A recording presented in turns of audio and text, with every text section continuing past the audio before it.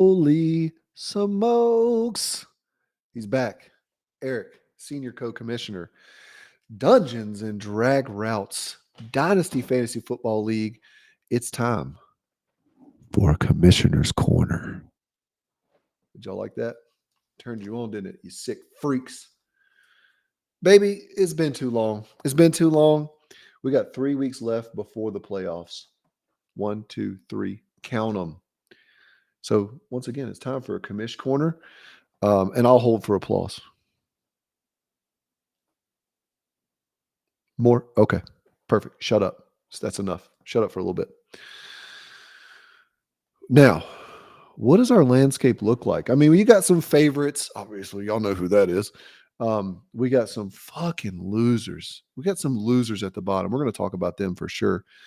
But I want to go over how playoff seeding works in this league. I want to go over it one more time because we got a couple newbies in here. Luckily, it looks like they're probably not. One of them might make the playoffs. But the top two teams from each division are the first and second seeds. The tiebreaker is whoever has the best record. If you got the same record, it's whoever has more points for. Your third and fourth place are going to come from opposite divisions as well. Same rules apply. Best record is the 3. If it's tied, most points 4. Now your fifth is going to be the best record left. The best record left between both divisions. Doesn't matter who it is. Once again, tiebreaker. Y'all got the tiebreaker rules. I fucking hope y'all got the tiebreaker rules already. And then our sixth and final seed. It seems dirty saying seed this much. It's creepy a little bit. Anyways, is most points for. Doesn't matter what your record is. And it's working out. We'll talk about it here in a second. All right. So let's get to these fucking losers real quick. Keith, JDF, y'all are out. You're out of the playoffs. You're in the shit bowl. Congratulations on being so shitty. Honestly, though, y'all are both actively tanking, and you're doing a great job at it. A combined 1-21 record. That's pitiful. Pitiful. But a fun fact. These are fun facts, y'all. Sorry, let me put this thing down a little bit. It's my new abode here. They have 7 of the 12 first rounders in the 2024 rookie draft between the two of them. So the tanking is going well. I hope Keith screws up and doesn't get the first overall pick. That would make me so happy. I'm pulling for you, Keith, to win. Whatever. Okay. On to another fucking loser. For all intents and purposes, Cam is out to 3-8, third fewest points scored. He is, I believe, anyways, he's 3-8. Terrible. He doesn't have his first for 2024 or 2025. That sucks. Looks like you got the 112 for 2024, though, so that's good. This rebuild is going to be a little bit rough. Funny enough, Cam and I literally just got off the phone together, and he was saying, he should have just blew it all the way up. He blew it up a little bit and then tried to piece it back together. So it's not going well. It's not going well at all. Toby, 5-6, fifth in your division, 1 game behind fourth, and 179 points behind the projected 6th seed in the playoffs. I don't think it's going to happen. I just don't think it's going to happen, brother. Remaining schedule is, I think he has the hardest remaining schedule of anybody. The 3 teams are combined 25-8 record-wise. It's going to be hard to win any of those games. So I'm going to just say Toby's probably out. Jay, 5-6, fourth in the division, 1 game behind third, and 122 points behind the projected 6th seed. I said at the beginning of the year, I actually think this team is a lot better than his record shows, but it might just be my evaluation was off. I doubt that, but I think that this is a classic middle of the pack sort of team where you need to shit or get off the pot and figure out, do I sell everything or do I try and make some moves? Oh yeah. Trade deadline, I believe, is next week, boys. So get your trades in. And now to the good part. Pause for dramatic effect. The playoff scenarios for 7 likely contenders. I'll just read what I wrote down here. Crazier things have happened, but the aforementioned 5 teams aren't going to score enough to secure the 6th seed, nor is it likely one of these teams just falls apart towards the end. Like one of these 7 teams just falls apart. Okay, let's get done with this part first because it's super easy. Let's call a spade a spade. Tran and I are likely your 1 and 2 seeds. However, that ends up shaking out between us. I think I've got 1 game over him. I just beat his ass last week. Not really beat his ass. I mean, I did, but he still scored like the second or third most points. Sucks to suck. Um, so it looks like here, just based on their records, Tran would have to lose 3 in a row, and Clint would have to win all 3 of his um, for something to change in their division. The Handsome Companions, whatever y'all's division name is, I don't think it matters. Um, and yeah, I'm dominant with a favorable schedule over the next 3 weeks. So, barring something crazy, it looks like me and Tran are going to be are going to get those bye weeks in the playoffs. Sorry, I just burped out my face a little bit. So now we have 5 teams left for 4 playoff spots. Corey, 6-5, 4 straight wins, and the man has been top 3 in scoring over 3 of the past 4 weeks. Not too bad, and he's got the 4th most points on the season.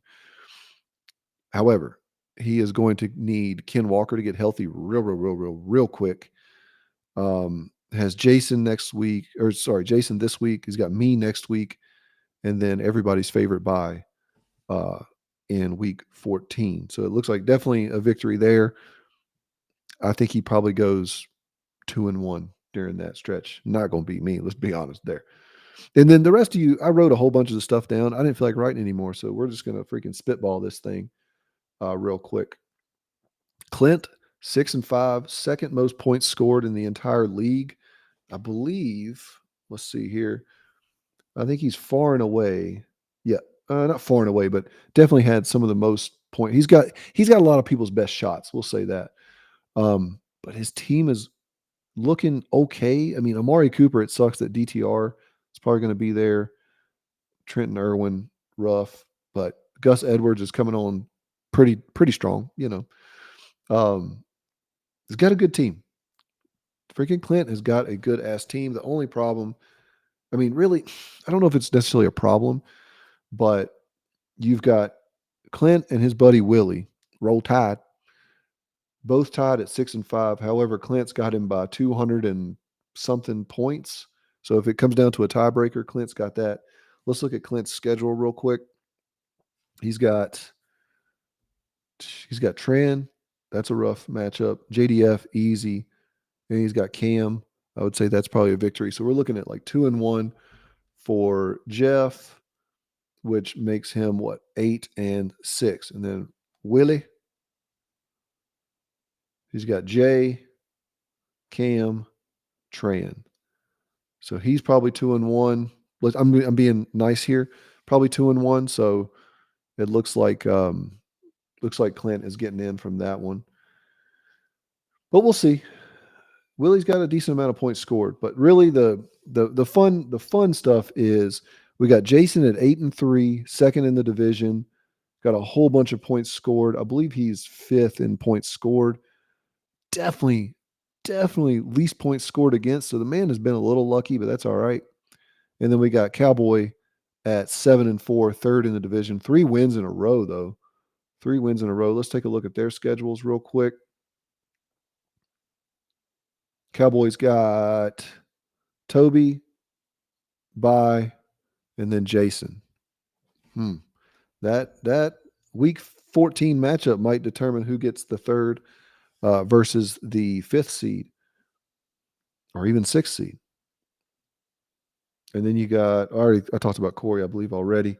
So really, I mean, if I had to give a prediction, sorry, I didn't do a good enough. I didn't do maybe enough analysis on the rest of you nerds, but right now, let's just say Jason has a 1-game lead on Cowboy. Cowboy's got a 1-game lead on Corey.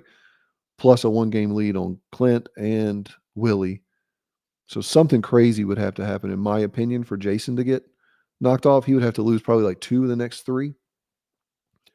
But if we're gonna, I'm gonna do a little prediction here. I don't have my freaking pen with me. That's fine. Eric 1 seed, Tran 2 seed. No, I gotta write this down because I'm too dumb. Oh, of course. There's no lead in this pencil. What kind of trash is this? What kind of trash is this, Eric? What kind of house do you keep? So Eric with the 1, Tran with the 2. I'm going to go ahead and say Jason holds on to his lead. Jason, the 3 seed. I think he's going to be playing Corey. I personally think he's going to be playing Corey at the 6 seed. And I know he doesn't want that in his life. And then we're going to have, I'm going to say Jeff. God damn it. Jeff and Cowboy at the 4 and the 5. Jeff at 4, Cowboy 5. So in my opinion, that is your playoff bracket right there. We got Jeff and Cowboy for the 4 and 5 seeded matchups to see who gets to lose to Eric in the second round. And then Jason versus Corey. And what I think is going to be just a lot of hurt feelings after that game from one of these two people. And they get to play Tran and hopefully just wipe the floor with his punk bitch ass. I'm going to say, you know what? I'm not even going to make predictions yet. We'll make predictions on the next Commish's Corner. But anyways, real quick, landscape, lay of the land there.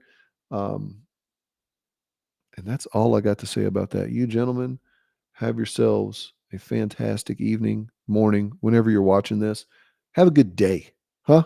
Can you do that for me? Can you do that for me? Can you have a good day? I sure hope you can, because I'm telling you to. And you listen to your goddamn senior co-commissioner. All right. Later, nerds.